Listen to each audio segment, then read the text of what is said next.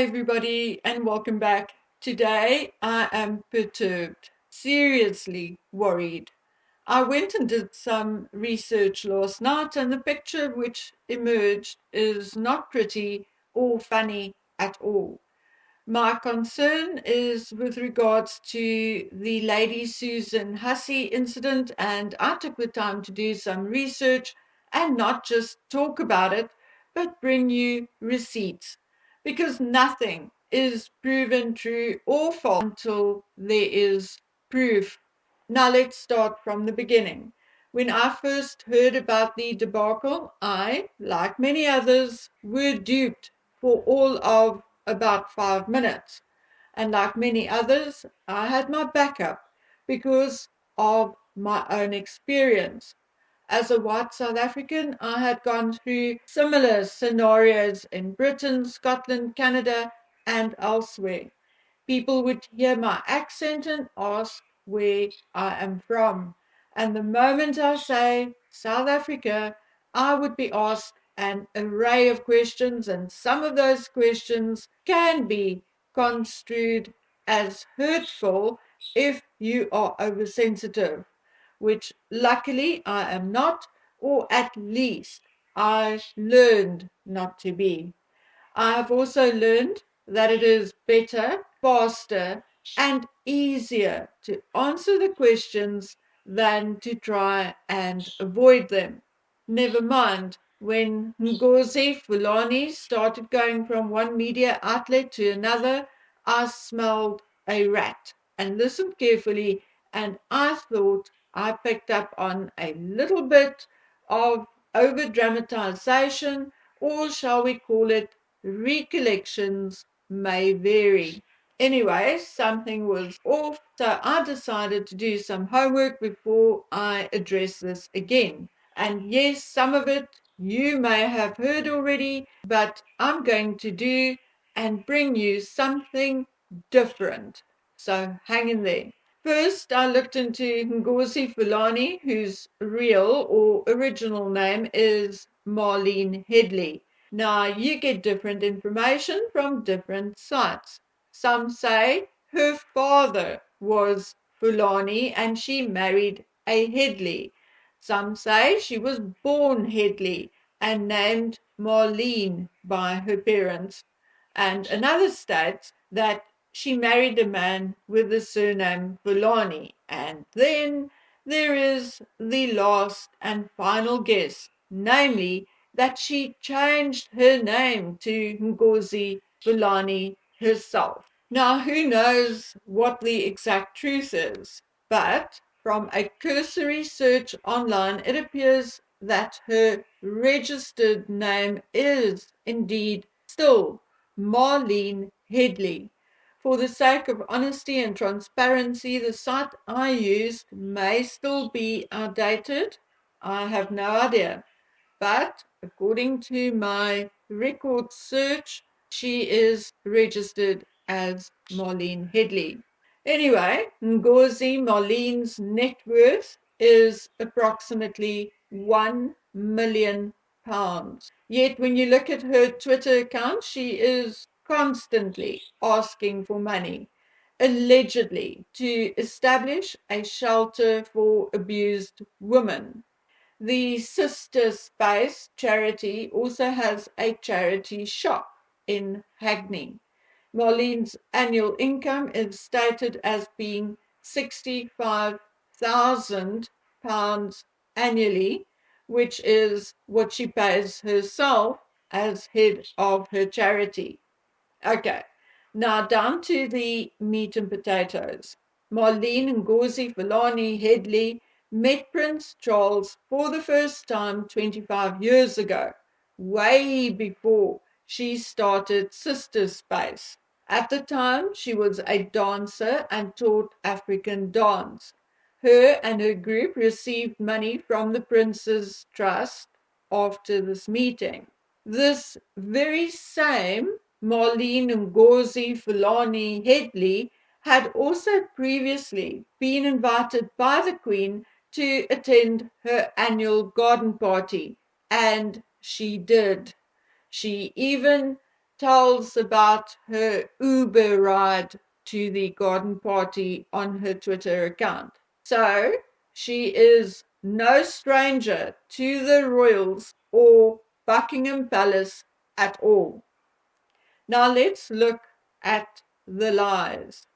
Not only does it appear that Ngozi Fulani is not her real name, or at least not the one she was born with, but she is not African either. An African is somebody who was born in Africa. Neither Ngozi nor her parents nor her grandparents were born in Africa. Yes, she may be of African descent, like I am from Scottish descent, but I am not Scottish or British. But she was born in England on the 27th of February 1965. Her parents were born somewhere in the Caribbean, as were her grandparents. That is why Marlene Ngozi Fulani Headley does not know which African country or which African tribe her ancestors are from. She has no clue, and therefore, if you go to different platforms or even on her own Twitter page, you will notice that one day she is Nigerian, the next Ethiopian, and even on one page there was said that her ancestors were from Rwanda. It thus appears that Marlene changes her ethnicity at will and according to the flavor of the month. Now, Marlene Ngozi Fulani Headley said that she never tweeted about Meghan Markle. Not true either. In March 2021, she tweeted on her Sister Space Twitter account, "Our charity supports Black women DV survivors." Now, DV stands for domestic violence. I admire Meghan for speaking out. According to clear definition, it seems Meghan is a survivor of DV from her in-laws. P.S. I'm glad hypocrite Piers left ITV, and she put her name to the post. On May the 7th this year, she tweeted, "Harry and Meghan won't be allowed on the balcony. They are in a completely different category to Andrew. He's linked to sexual crimes. Harry married and had children with a black woman. An all exclusively white balcony. The only black people banned. Racism." On June the 3rd, she tweeted, "Yes, inclusion!" Exclamation mark. Absolutely dignified despite everything. And then she added an article with the heading, "Harry and Meghan at first royal event since US move." But that is not where Marlene Ngozi's link to Meghan ends. She has a long-standing friendship with Misan Harriman, Meghan's favorite photographer and friend. And if you think Marlene is the only one to blow up and exploit the incident with Lady Susan Hussey, you are wrong. Misan Harriman had been tweeting and posting on Instagram about it himself. Now, Misan, as you know, was the photographer who took Lily's pictures, took Meghan and Harry's picture lying under the tree, etc., etc. Yes, the man loves Photoshop, not that he is very good at it. Misan was born in Nigeria and now lives in Britain with his British wife. Okay. So here is your link between Ngozi Marlene and Meghan and good old Misan Harriman. Just as a side issue, on my screen you can browse through tweets Marlene Ngozi made about Piers Morgan, Amber Heard, and Johnny Depp. But let's for a moment look at Lady Susan Hussey. Lady Susan is 83 years old and joined the royal household in 1960. First, she helped with correspondence before she was promoted to the position of Woman of the Bedchamber. She was a close friend of Queen Elizabeth as well as Queen Margrethe II of Denmark, and often spent time at Balmoral. She has two children, and her husband passed away in 2006. She's also godmother to Prince William, and after the Queen's death, she was made Lady of the Household to help at events held at Buckingham Palace. Throughout the years, she also received numerous honours for her faithful service. But here are a few interesting facts about Lady Susan, which you will not find on Wikipedia. This racist old lady attends a church, St. Agnes, of which 90% of the congregation is black. Lady Susan had also often been in attendance when the Queen received various prime ministers, presidents, and heads of state from all over the world. In 62 years, there had not been any scandal involving Lady Susan or any glimmer of racism. And throughout her many years as member of the royal household, she had to work with people of different ethnicities, both from inside and outside of the royal household. Now, let's take a minute and look at the royal family themselves. Did you know that the Queen had a black equerry? Indeed. As you know by now, an equerry is basically a personal assistant to the monarch. In June 2017, Nana Kofi Tuamazi Ankara was named by the Queen as her equerry. The position of equerry is usually reserved for a member of the armed forces, and the position lasts for 3 years. An equerry is expected to attend all official functions with the monarch. When Nana Kofi completed his stint with the Queen in November 2020, she made him a member of the Royal Victorian Order. He was also chosen to accompany the Queen's coffin to her final resting place. Nana was born in Ghana in 1979 and moved with his parents to the United Kingdom in 1982, and he currently holds the rank of Lieutenant Colonel in the military. And he is part of the Household Cavalry and also president of the Waterloo branch of the Royal Society of St. George. Now, if there's one person Lady Susan must have had daily interactions with, it would have been Nana Kofi. How did she treat him? Has he ever experienced racism from her or any other member of the royal family? Why doesn't he speak out now?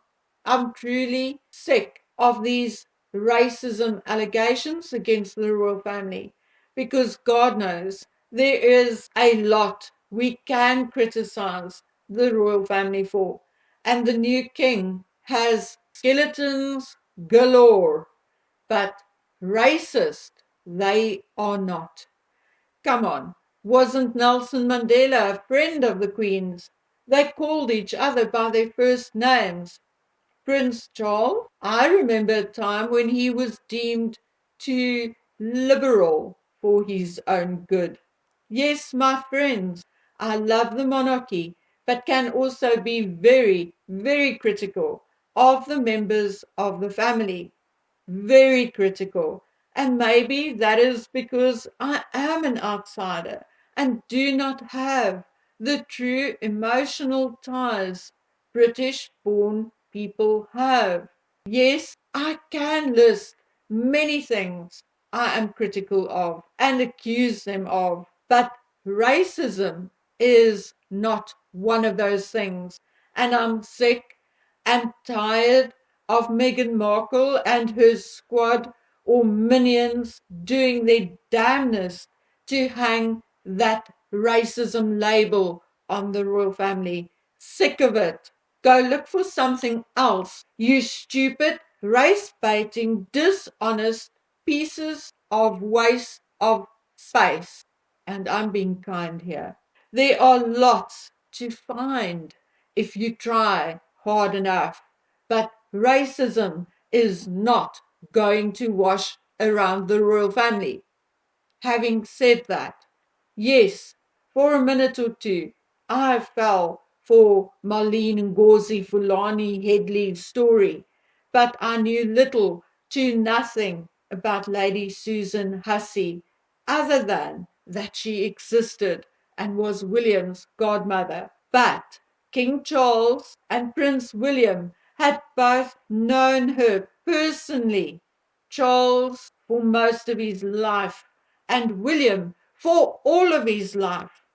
How could they turn their backs and dispel her in less than 5 minutes? How? What about loyalty to your own, respect for your elders and family? Because Lady Susan is like family to them. What does this tell us about them? That they are not loyal?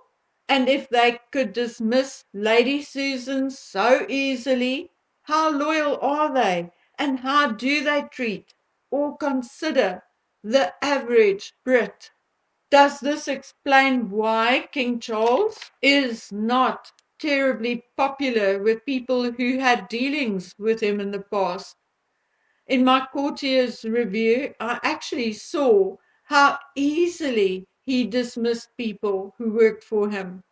Shouldn't he have launched an investigation first, spoken to the parties first, looked at footage of the event first? I'm asking you because I'm done with this topic. I wrote to the Mandela family again and asked them to weigh in on the racism allegations against the royal family. And I'm now calling on Lieutenant Colonel Nana Kofi to do so as well. I, for one, shall also not allow my African people to be drawn into this race baiting BS by non-African people any longer. And my message to Marlene and Fulani Headley is keep us out of your mouth. You are not African. You can pretend to be whatever you want to be. Catwoman today and Little Red Riding Hood tomorrow. I don't care. But do not pretend to be African.